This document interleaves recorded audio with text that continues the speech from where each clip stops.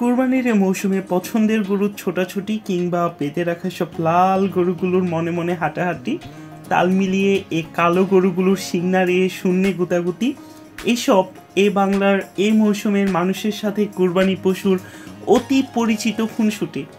সৃষ্টিকর্তার সন্তুষ্টি অর্জনে অতি আদর যত্নে বড় করা এই গরুগুলোকে কুরবানির উদ্দেশ্যে দেশের বিভিন্ন স্থানে প্রতি বছর হাটে তোলা হয়।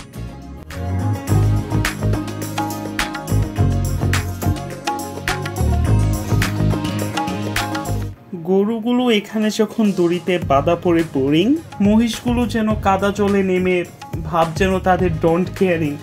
এসব কিছু উপভোগ করতে আমি গিয়েছিলাম গাজীপুরের বড়ইবাড়ি সংলগ্ন জামালপুরের কুরবানি হাটে।